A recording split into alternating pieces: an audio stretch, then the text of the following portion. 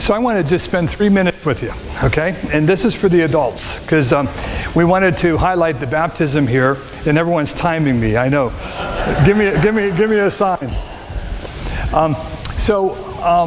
You remember the gospel? Okay, I think there's a message for all of us to hear in that gospel today. It's about a man who has come to that Beth area. You know, the place was called Bethesda, okay, which means house of mercies. So the legend was that at this pool at Bethesda, that angels came from time to time, and they would go in there and flap their wings a bit, and the waters would get stirred up. And so there was the belief that if I could go and jump in that water right after the water gets stirred up, I'll be healed.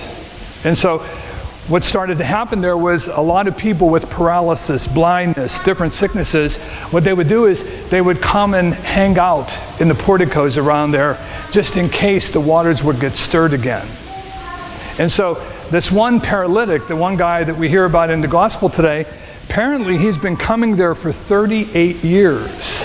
38 years, and nothing happens to him. And so you have to ask yourself, wow, is that persistence, or has he gotten used to his illness? You know, what is it that's going on with this man? And so what I think the gospel tells us today, and there's a little bit of a clue in here that we didn't hear in the children's reading, because the children's reading was adapted a little bit for children. But whenever Jesus posed the question to the paralytic who was coming there for 38 years, his question was this: would you like to be made well? And the answer is not what we heard in the reading today. The guy didn't say, yes, I do. What the guy said was this: sir, I've been coming here for 30 some years, and I can't get off my mat because other people get in line ahead of me. Every time I get up to go, someone else gets in there first. So in the reading for adults, you don't have the man saying, yes, I do want to be made well. And you have to ask the question, why? And probably very likely the reason why is because he's comfortable with his paralysis.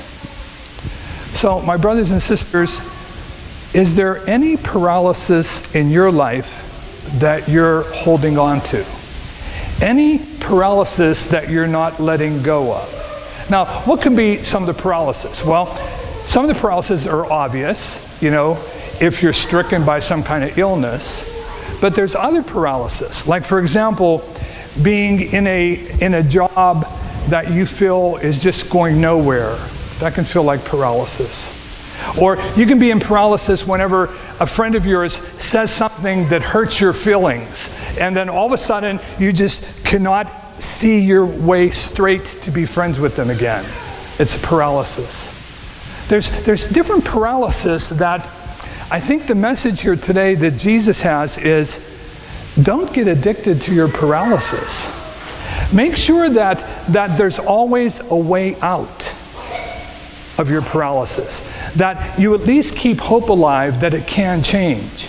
Now, I don't know if you've ever heard the story about a man by the name of Tony, and I think his last name was, I can't remember his last name, but he was a yachtsman who did the yacht race in 1997. And it's a 27,000 mile race on the oceans.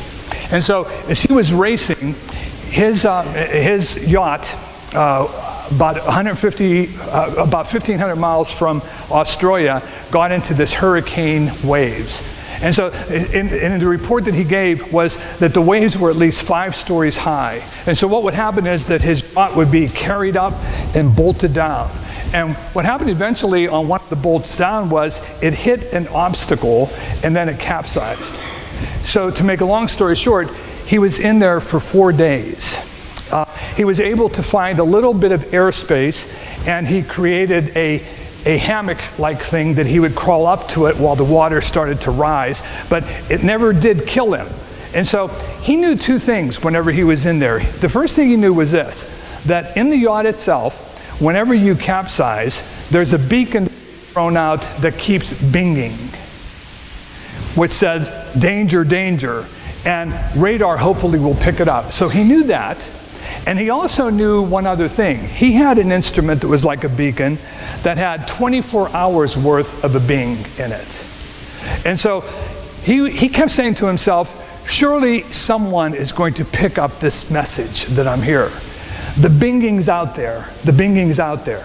See, the hope is out there. And so 4 days went by, nothing occurred.